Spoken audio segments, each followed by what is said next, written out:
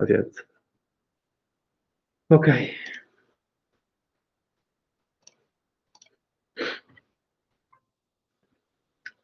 Okay, so let's continue from here. So what we found now in the blackboard is that we can express the third current, the one based on the third Pauli matrix, so the third generator of SU2 left, in terms of the third component of the weak isospin, and then we have the standard current here, we may say. Okay. Now, what about the right-handed particles? So right-handed particles, as I showed before, are weak isospin singlets. So they come with IW3 equals 0. And so if you put here IW3 equals 0, you get 0 current. Okay. So in other words, this J3 current cannot couple with the right-handed particle fermions or left-handed antifermions. Okay. We just get a 0 here, so this will kill everything. Now, we found a relation between the J1 and J2 and the physical current, J plus and J minus, okay, which regards the exchange of W plus and W minus. So one would be tempted to associate this J3 neutral current to the Z-Boson, right? However, this is not possible. And the reason is that, as it is also proved experimentally, the physical boson couples not only to left-handed particle and right-handed antiparticle, but also to left-handed antiparticle and right-handed particles. Although it does in a different way with a different coupling, okay? So in other words, it is not possible to associate the Z boson to this W3. Otherwise, the game was already done, we can go home. No way, we cannot, because the W3 can only couple with left-handed particles and right-handed antiparticles, okay? So what is the solution here? And it is now the geniality beyond the standard model and the model of Weinberg, Salam, and Lejeune, is that, well, we also have a different kind of network current, which is the photon, the electromagnetic current.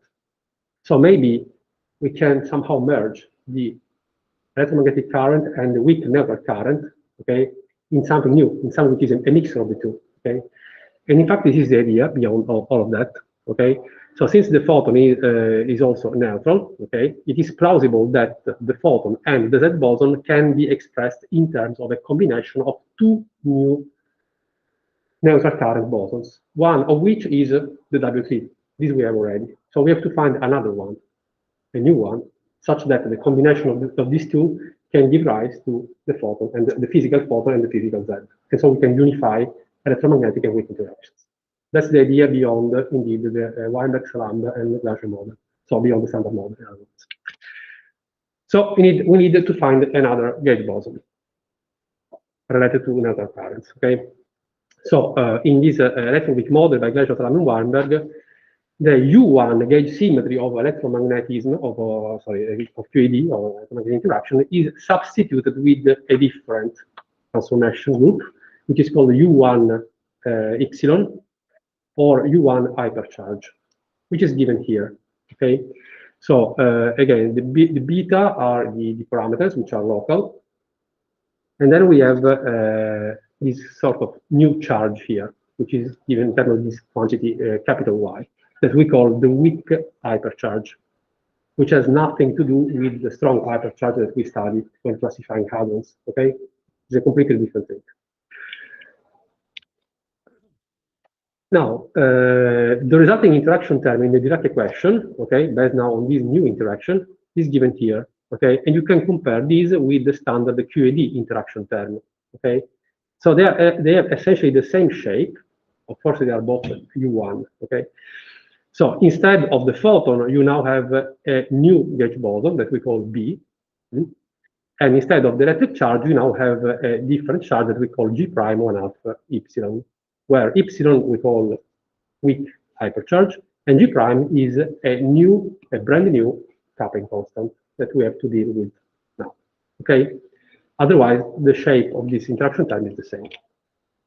So now we can put everything together, okay, in the optic of merging electromagnetic and weak interactions. And so indeed, the full gauge symmetry group for the electroweak now interaction is the combination of these two. So U1 hypercharge and SU2 left altogether. Now, the invariance of the Lagrangian density that we will derive next under this group of transformation, okay, requires that the weak hypercharge of the particles in each weak isospin doublet must be the same, okay? And it is related to the electric charge to the third component of the weak isospin through this relation, okay? So let me now summarize the properties of our friends here, okay? So we start from the lepton. We have three left-handed weak isospin doublets for the leptons.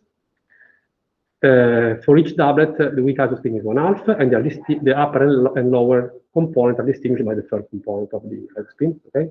Plus and minus 1/2. The charge is 0 for the neutrino, the charge is -1 for the charged leptons, and the hypercharge, as you see, it is the same for both components. And this is what you have to have in order to preserve the gauge imbalance of the Lagrangian density.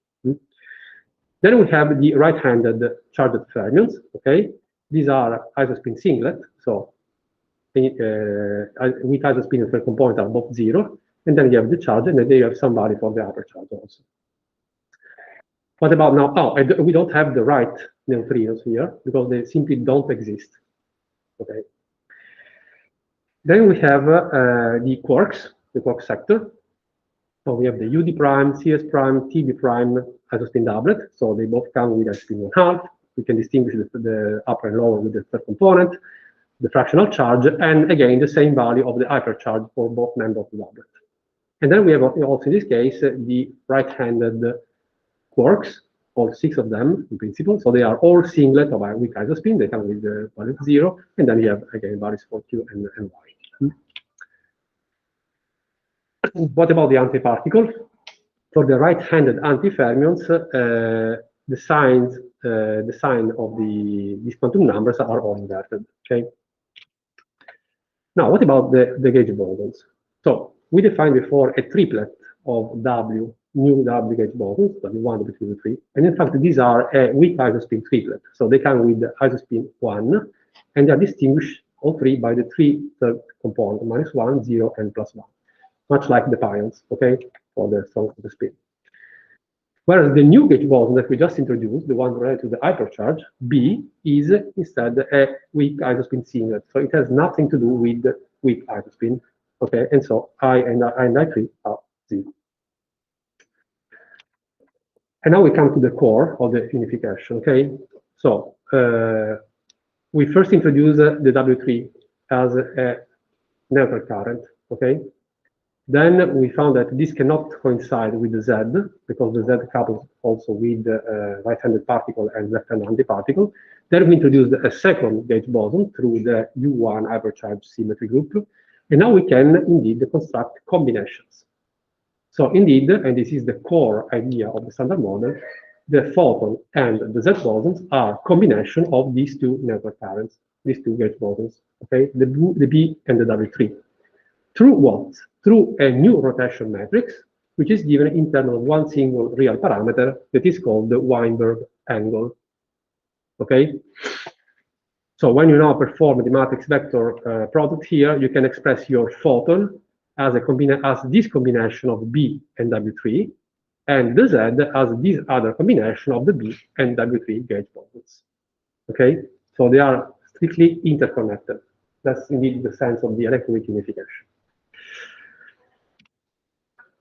Now, what about now the currents? Okay, so as soon as we now relate the photon and the Z with this combination of the B and the W3, we have also to consider how the currents are interconnected, okay? And in fact, it turns out that the standard electromagnetic current, the one that we studied in February or March or whatever, can be obtained as the same combination of the hypercharge current and the J3 current. So it's exactly the same combination you see here for the photon. So it's Ij cosine of theta Weinberg plus J3 sine of theta Weinberg.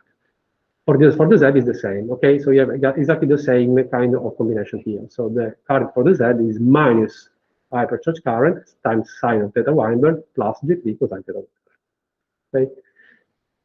Now, the J3 we already derived in the blackboard, okay? So, for instance, for the first weak isospin electron doublet, it is given here, and we derived this before. And we can generalize for any as a spin doublet. The charges for the hypercharge, so yeah, the current for the hypercharge is completely different, and it is fully democratic with respect to left and right chiral variants. So you have to take into account all possible combination of left and right. So left electron, right electron, right electron, left neutrino, right neutrino, right neutrino. The coupling constant is G prime, so this new coupling constant. This is only for this U1 hypercharge symmetry group, so not to be confused with the G, which is the one for the charge of current, for instance. Okay, and that's it. And then you have the value of the hypercharge quantum number for all of these terms here. Okay, so we can obtain the electromagnetic current as a combination of these two currents through the Weinberg angle. And similarly, as we will do next, also the current for the Z. So let's now, first of all, do the first one, the first step.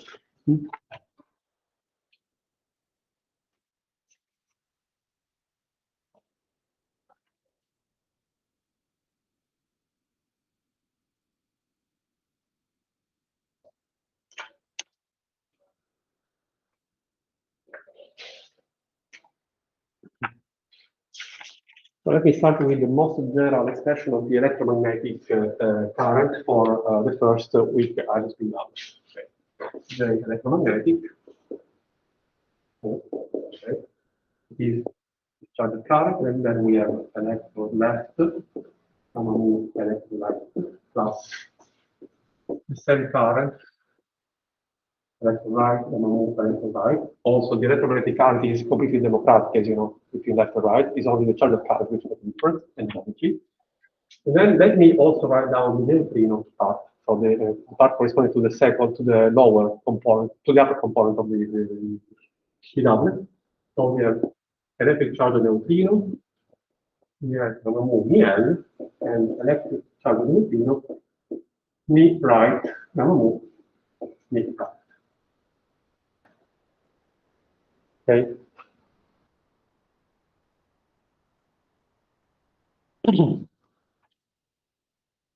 Now, clearly, the neutrino is neutral. So clearly this is 0, and this is 0, and so all this is 0. But for the moment, let's keep it. Now, from what we just learned, we can also write the electromagnetic current as the combination of the two number currents through the Weinberg angle. So J mu hypercharge cosine of theta Weinberg plus J mu 3 sine of theta Weinberg. And now we can substitute here and there the two expressions that we found. Okay? So this is going to be, so this is the one, the fully democratic one, so we have all the terms here. So it is G prime divided by 2. Then we have the hypercharge of the electron left. Then we have electron left under the spinor, gamma mu, electron left. This is the first piece. And then we have three more similar pieces, plus G prime square root 2, hypercharge of the electron right, gamma mu, electron right, plus G prime square root of 2, hypercharge of neutrino left, so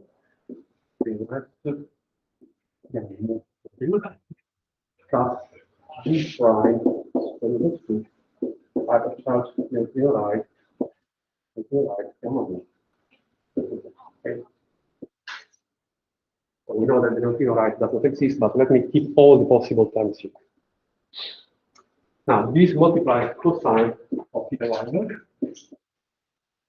Then we have the J3.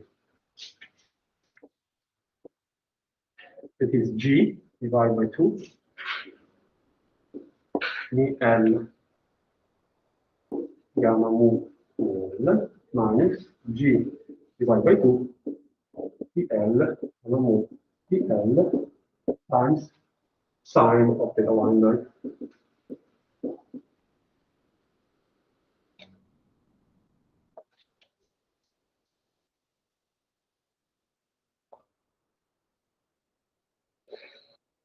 Now let me just rewrite this in a more useful way. So let's collect outside the current.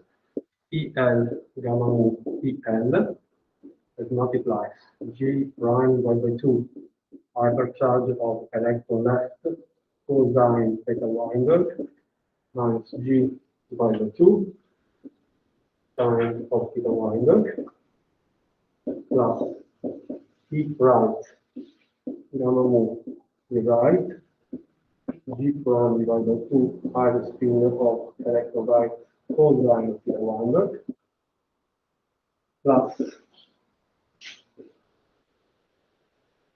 L gamma mu L G prime divided by 2 hypercharge of looking left cosine plus G divided by 2 sine of theta Weinberg plus radio 0 G prime divided by 2 hypercharge of the right neutrino and the cosine of theta Weinberg.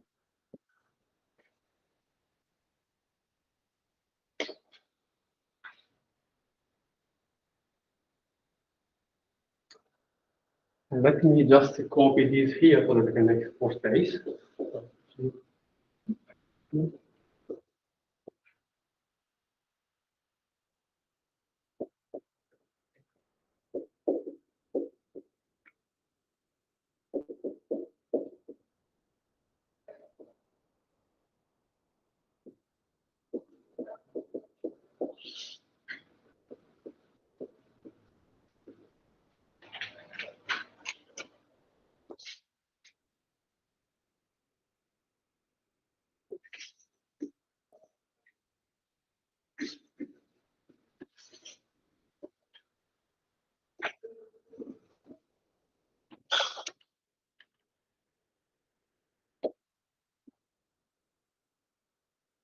Okay.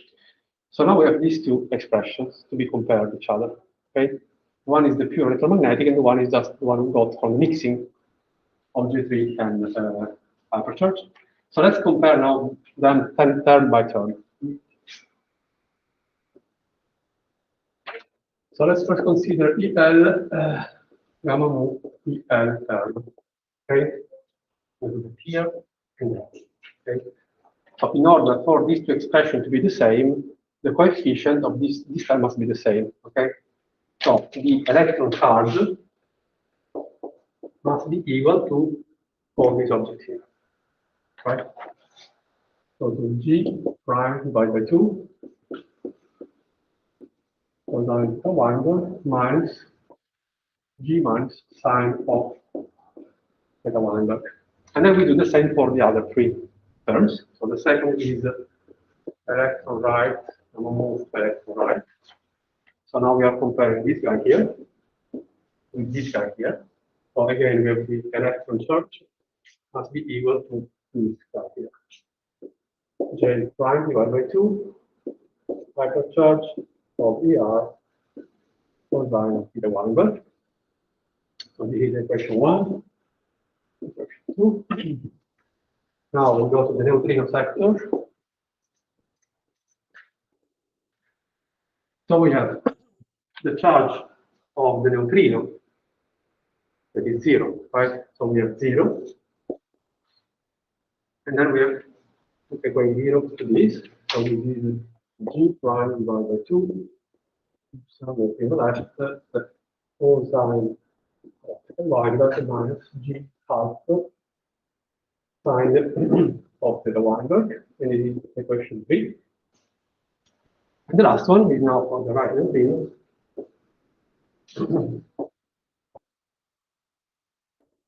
Again, the electric charge of the neutrino is 0. And so this must be equal to this part. B prime 2 hypercharge by neutrino, and then the cosine of theta Weinberg in the equation 4.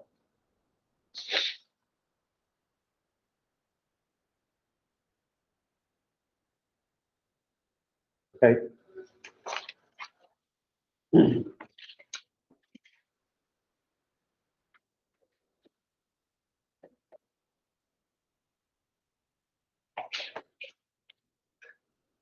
Now, let me remind you, okay, and it's here, from the table that I showed you before, that the hypercharge of the left electron is the same of the hypercharge of the left neutrino is -1.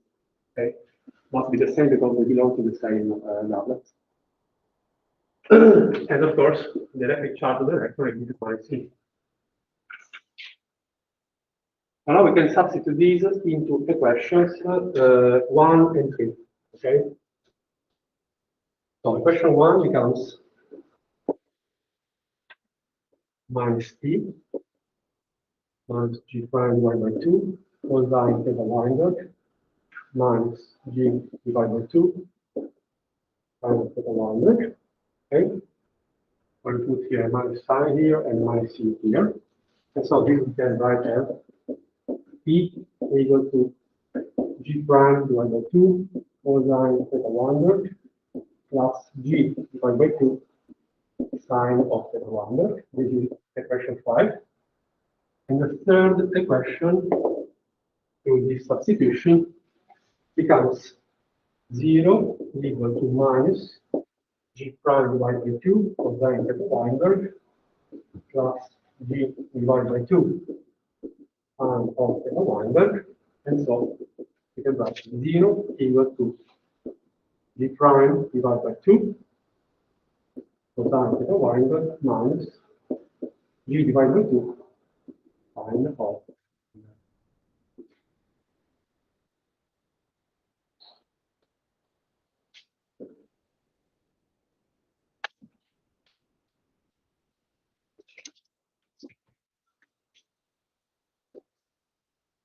Now we are almost done. So let's do equation 5 minus equation 6. Okay, so this minus this. Okay, in the difference, of course, these two terms cancel, and these two terms add up each other, right? So when you do the difference, the two you get that E is equal to G sine theta Weinberg. Okay, if you cancel, this sum up. When you take the sum of the two, now these two terms cancel, and these two add up, and so you can get E is equal to G prime cosine theta Weinberg.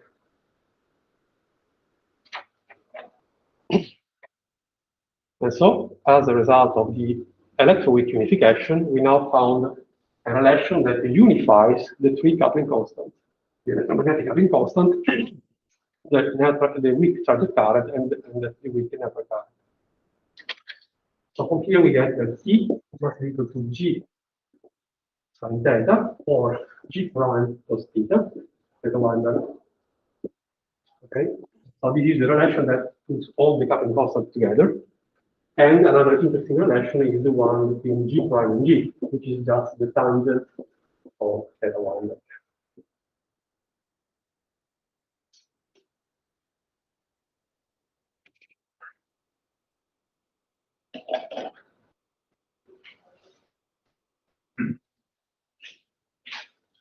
Okay, let me just comment on the slide and then we make a break.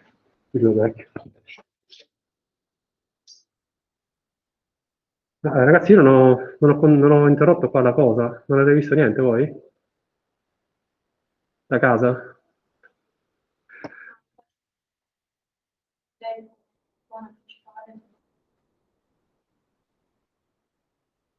No, se non interrompo la condivisione, allora continuano a vedere quella, secondo me. Da casa avete visto la lavagna? Io sì. Sì. Allora non ci capisco niente io, vabbè. Diciamo due finestre, vediamo lei. Ma è piccola però quella lavagna. Della registrazione, noi in realtà non siamo. Però la registrazione viene piccola. Sì. La registrazione è un disastro. Scusatemi ragazzi. Okay, so now we are, let me summarize this on the, comunque vi do le scansioni on the slide. So, the electromagnetic and the weak interaction can be now interpreted as two aspects of a single unified interaction, the electroweak interaction, okay? And in fact, their charges or their coupling are coupled in this way, okay? Through these rotation angle, which is known as the Weinberg angle. Now, this weak mixing angle, or Weinberg angle, has been measured in a number of different ways, okay, including also studying the Z-Boson at LEP, for instance, from the plus minus, and the current value of sine square theta w is 0.23 something. You see, it is relatively precise measure. Now we can also take again the ratio between the alpha electromagnetic and the alpha weak, which are each proportional to the square of each coupling constant, or of each charge, okay? And by using now the relation that we derived, this is just given by the sine square of W Weinberg, so it's just 0.23, okay? And so as we already discussed before, starting from other arguments, it turns out that the electron charge is only a fraction of the weak charge, okay? And so the weak interaction is intrinsically stronger than the electromagnetic interaction, okay, despite the name. It appears weaker due to the large mass of the double boson which enter into the propagator, and this kills everything, okay? But from a conceptual point of view, if you work in a purely massless regime, as it is the standard model at this moment, before the Higgs mechanism, then the weak interaction is stronger than the electromagnetic interaction. Okay, let's make a break. We'll recombine in 10 minutes.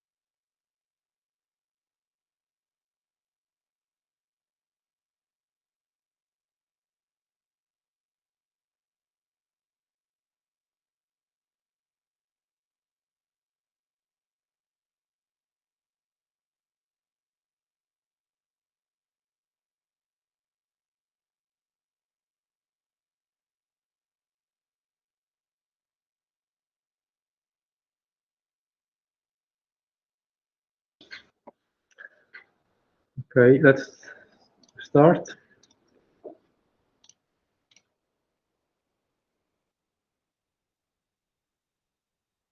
Ok, vedete la slide a caso? Sì, sì, sì. Allora.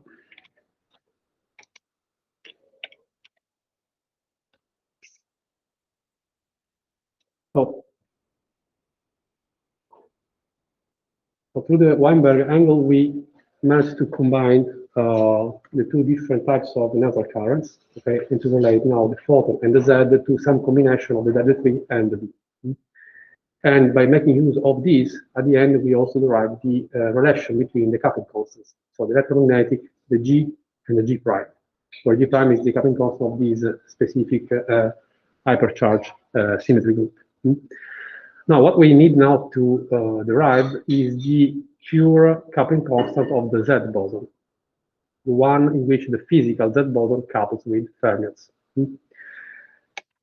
So let's do this, and it is first fixed once the relation that I showed before are obtained and once the Weinberg angle is measured. Allora, stavolta interrompiamo.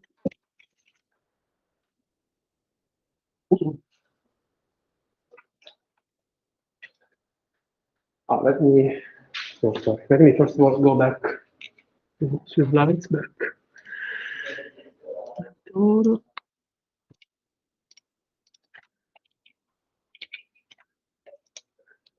let me go back a bit. So far we made use of the electromagnetic current here, okay?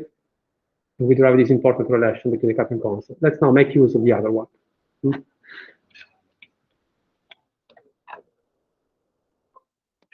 Okay. So J, Z. Okay, so as we saw, this is a combination of the J hypercharge mu times the sine of theta Weinberg plus the J mu p cosine of theta Weinberg. Okay. Now let's consider the case of a generic fermion described by a spin or U. Okay, whatever it is, can be left, can be forward. Okay. So now we have to replace the expression of J upsilon for this specific lepton and J3. Okay, so this minus. So this J prime divided by 2. Then we have the hypercharge for this lepton, generic lepton left. U left gamma mu U left plus G prime divided by 2, and then we have the hypercharge for the same vector but now right. So the hypercharge current is democratic with respect to parallel states, and so this is our gamma mu sine of theta Weinberg plus now we have the J3 current for this specific type. So this we derived already. This was the third component of loop isospin. And then G UL gamma mu UL cosine theta Weinberg.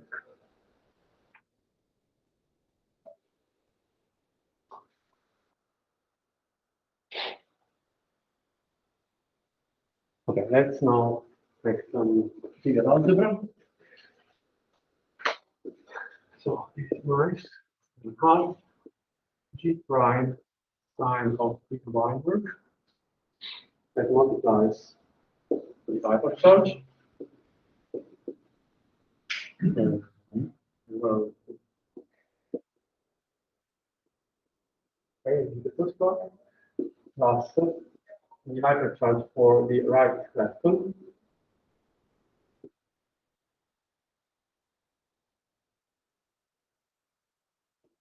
plus E W3 G cosine theta Weinberg that multiplies the current with L gamma mu.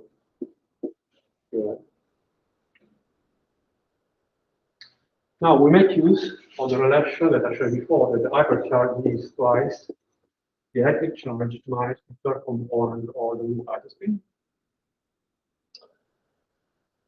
We remember that for all right-hand particles, the third component of our spin is 0 because they are right spin singlets. Okay. And so by substituting these, now we get that J Z mu is equal to minus G prime sine theta Weinberg. This 1/2 goes away with these two here. Okay.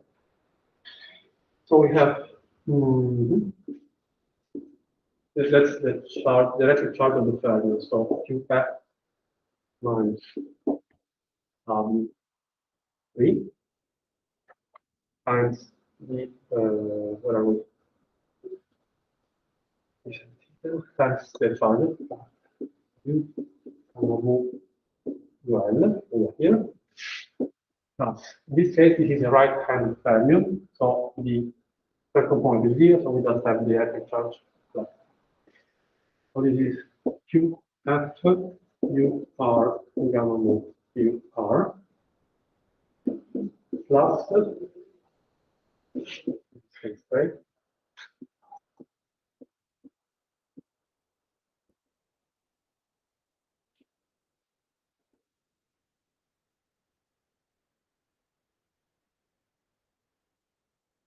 Now let's collect the currents.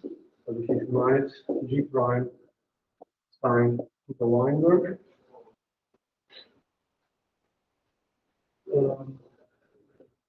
Yes.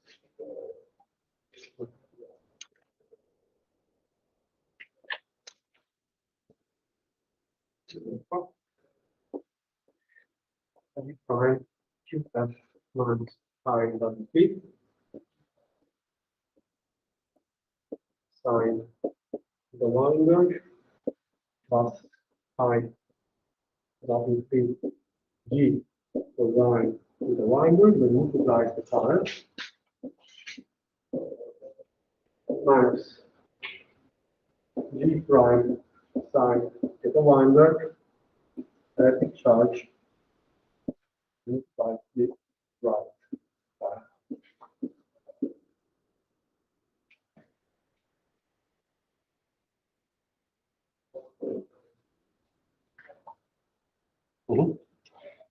Now, let me remind you that if you write the G prime, you can always write as G of the tangent of the theta Weinberg.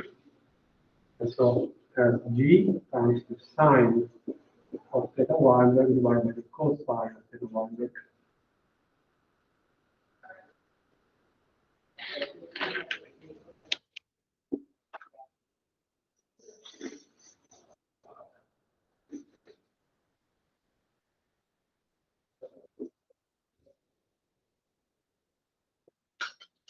So let's substitute now this. So we have G, yes, minus 2 plus minus I down 3. Then we have the sine square of theta W divided by cosine theta W plus I W3 cosine of theta W.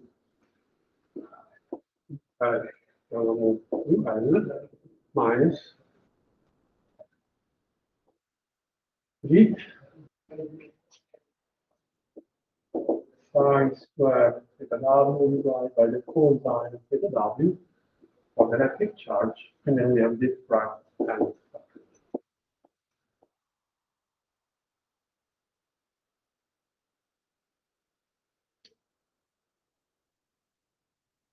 Okay, now we are ready to define the coupling constant for the physical Z-Boson, so the GZ. And this is defined as G divided by cosine of theta Weinberg. Or equivalently as the electron charge divided by the sine of theta Weinberg times the cosine of theta Weinberg.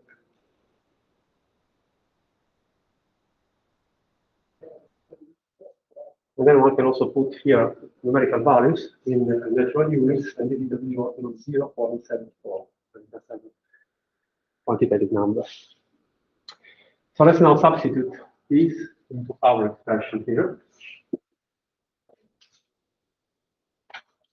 So this is GZ minus 5 plus 3 sine square to the W plus 5 W3 cosine square of theta W, because we have a cosine here in the denominator. Current. Then here we have minus GZ QF sine square of theta W, and now let's write it.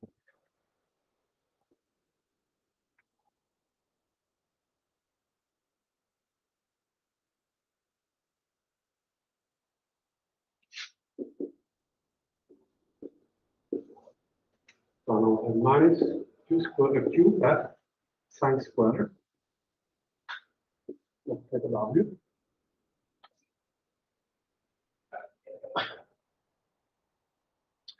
Now we have minus times minus divided plus, and then we have sine square plus cos square equals 1. So we just have here different components of this thing.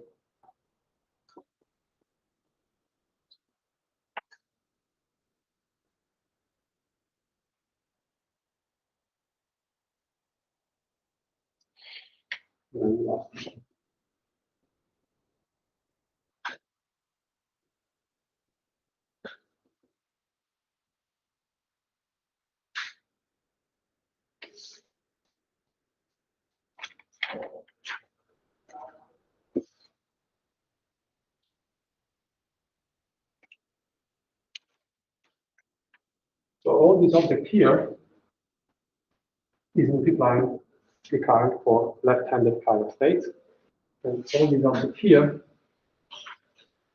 is multiplying the current for the right-handed. So we can just call this with one simple coupling constant, T left, and this right, T right.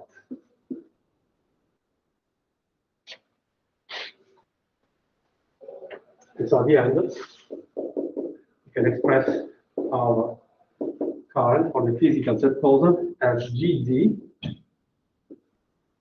C left, U bar left, then move to left, plus C right, U bar right, then move to right. If you remember, this is the expression that I anticipated you already a couple of weeks ago when we discussed the G mechanism.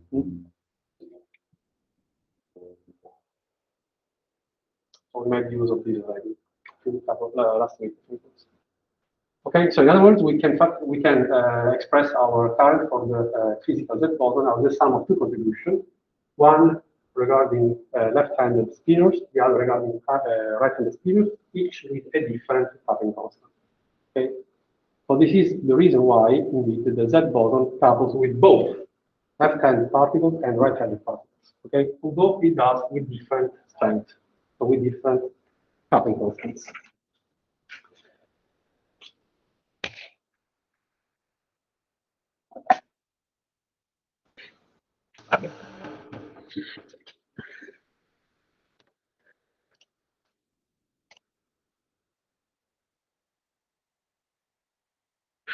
Okay, so let's summarize now these results in the slide.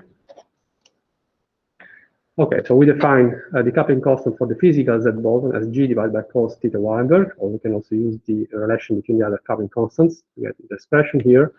And then by making use of the expression of the hypercharge 2Q minus IW3, and we're using the fact that the right-handed fermions are hypercharged with has spin singlet, okay, we derive this expression here, okay, where these two couplings are given here, okay, so the left-handed coupling is third component of isospin minus charge sine square theta Weinberg, and the right is minus charge sine square theta W. So again, what I was saying before, differently from the W-boson, which only coupled to left-handed fermions, okay, the Z-boson coupled to left-handed and also right-handed fermions, although it does in a different way with a different coupling, okay? And it is, of course, the result of the fact that we are merging electromagnetic current, which is completely democratic between, or the hypercharge current mainly, which is completely democratic between left and right, and the W3 current, the J3, which is only for left-handed, okay? So we get both, but with different strengths, okay? Now, the next step is to show that we can express these current also in terms of the vector and axial vector couplings, okay? Let's do this.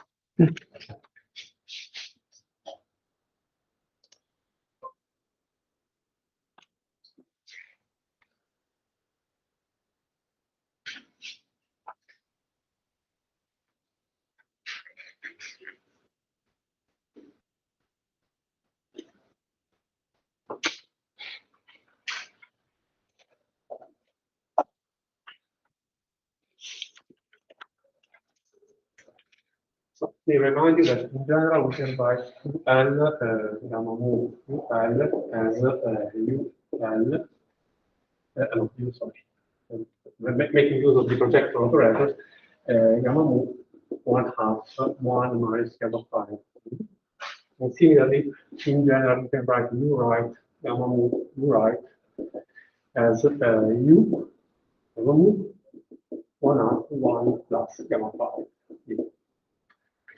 Now, we start from our expression for the current for the Z-boson. It is GZ, and then we have CL, UL, gamma mu, UL, plus CR, R, gamma mu, UR. Okay, and now we substitute these two expressions above. So it is GZ, CL, U bar. I'm sorry, but I think the camera has gone completely out of focus for me. Is that? I didn't touch anything, so maybe your connection. Marianna, tu vedi bene? No, anch'io ho problemi a vedere adesso. So it's the local. Well, there is nothing I think I can do except maybe starting this. There is a clear way.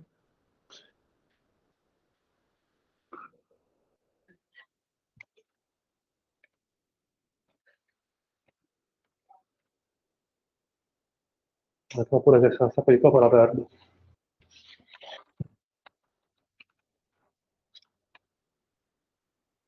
Still the same? Yes, for me at least. I don't know what to do. It's probably a local net that is not fine. Okay, be patient, and then we will anyway get the PDF file on the classroom. Okay. Try to follow. There's nothing I can do, I guess.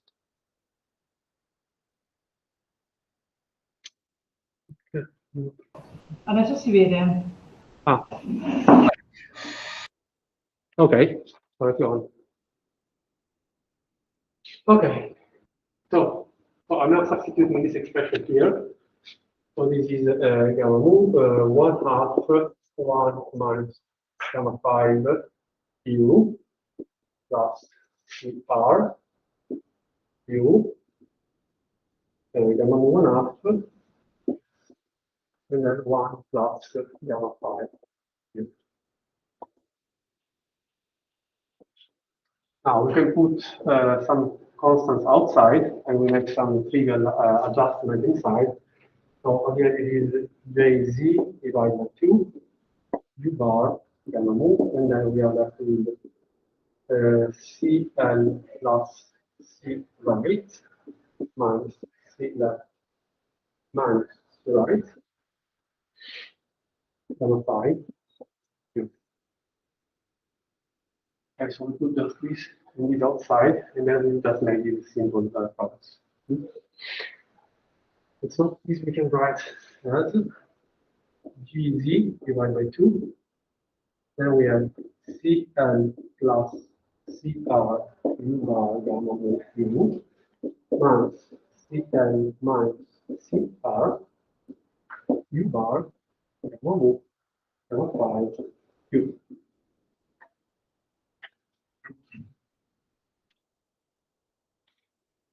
So here you recognize a vector current, and you recognize an axial vector current. Okay?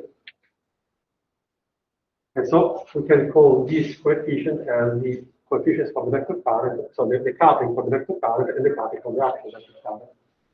So this we can write easily as GC divided by 2, and then we have C vector for the vector current minus C axial for the axial vector current.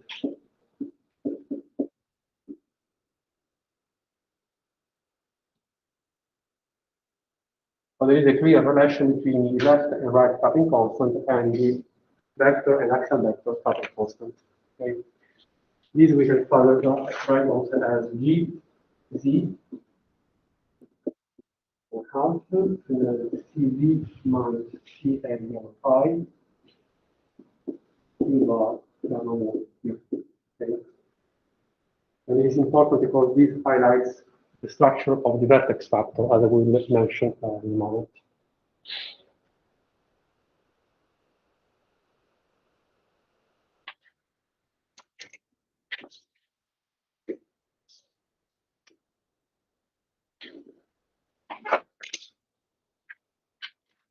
So the CD coupling constant, okay, which is figured here, is C left plus C right, okay. And so by considering the expression that we derived before, C left was pi W3 minus QF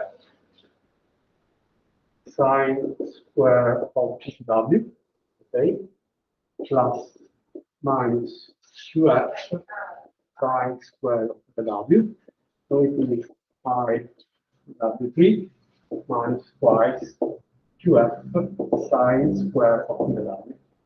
This is the expression of the coupling for the vector components.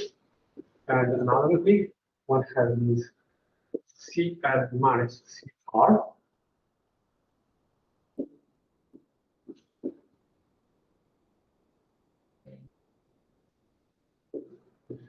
And so it is pi W3 minus QF sine square of the W minus QF sine square the W. So this is just pi delta.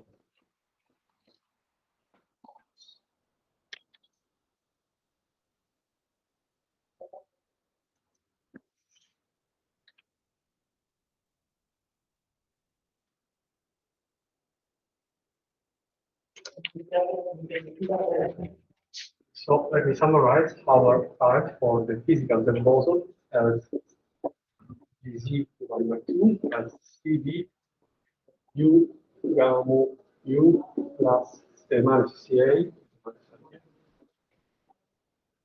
And then we have U gamma gamma 5.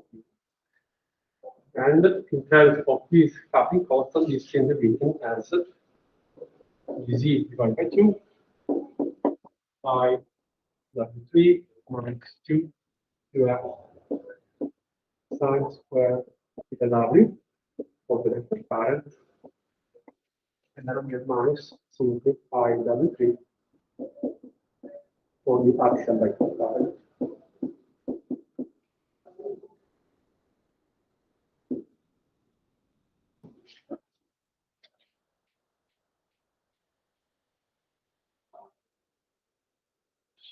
Okay, we're now put explicitly these two coupling constants. And last thing is that I want to tell you that the vertex factor, the one that enters into the actual final diagrams, so in the final looks, vertex factor, as a consequence of this, is minus pi GC gamma mu So this part here is common to, for instance, electromagnetic, but from the constant. And then we have 1/2 GB minus Ca gamma 5.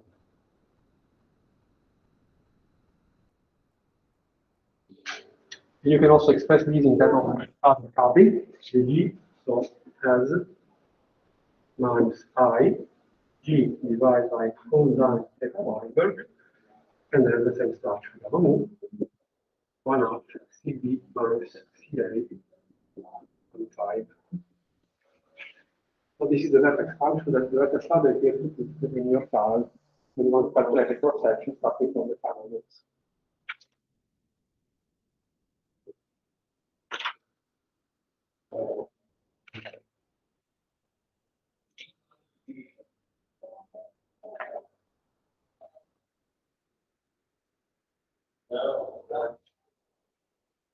Okay.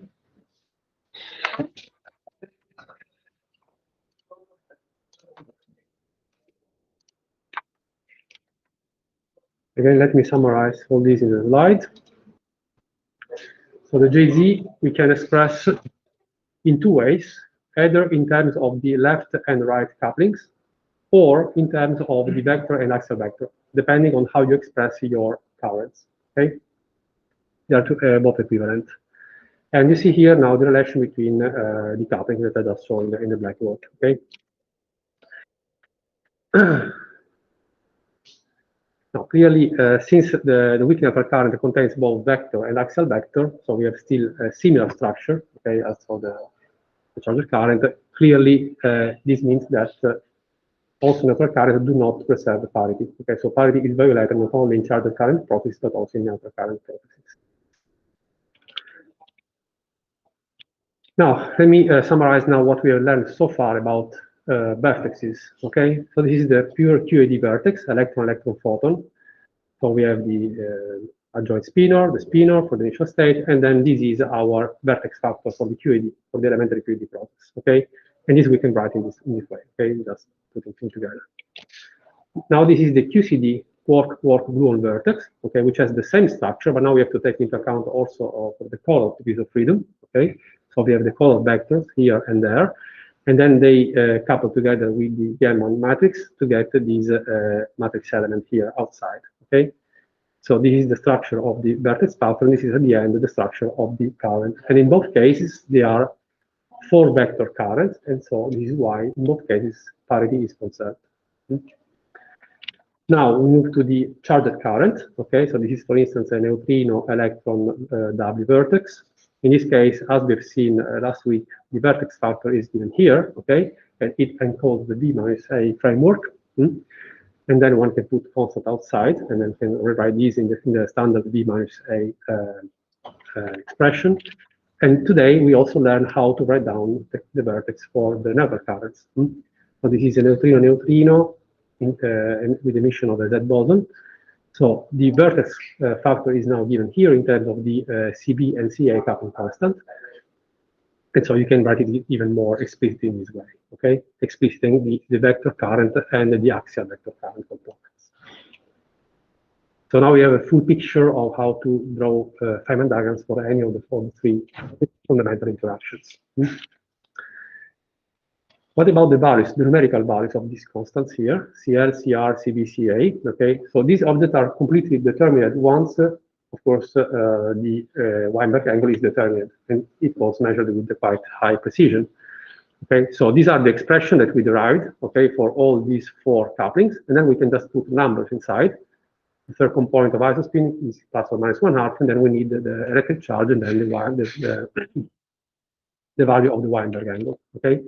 And once you do so, you get all these collection of values, okay?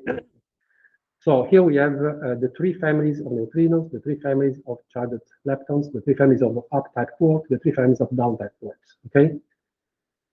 Standard electric charge, third component of isospin, plus or minus, depending if you are up or lower.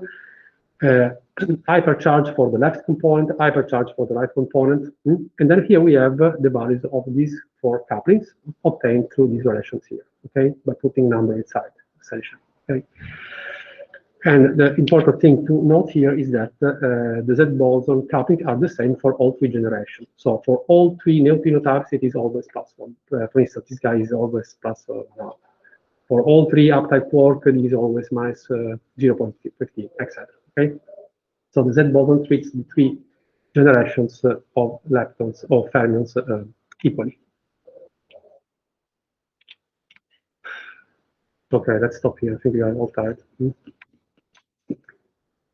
Va bene, ci fermiamo qui. Servirà poi una mezza lezione in più e faremo poi bene per completare.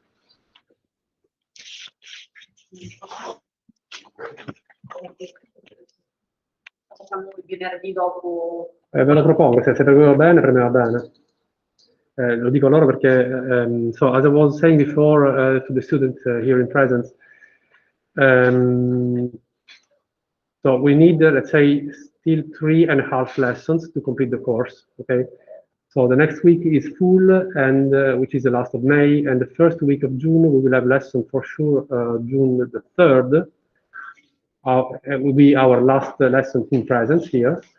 And then I will probably need, let's say, 1 hour and 20 minutes to complete the course. And this we can do remotely if you have some time on Friday, June 4.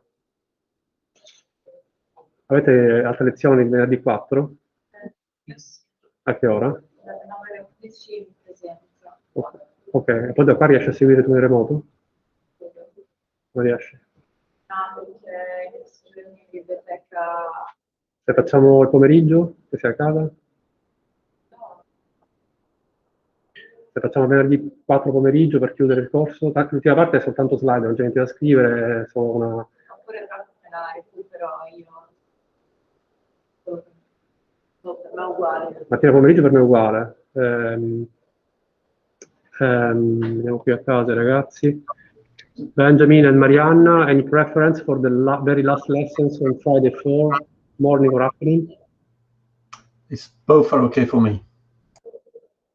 Per me va bene. Vabbè, facciamo allora il pomeriggio che siamo tutti allora, va bene? Poi mi mando un reminder comunque sulla classe, va bene? Sarà il primo pomeriggio? Sì, dai. Sì. Ok, buon weekend. Altrettanto, arrivederci. Arrivederci. Arrivederci. Arrivederci.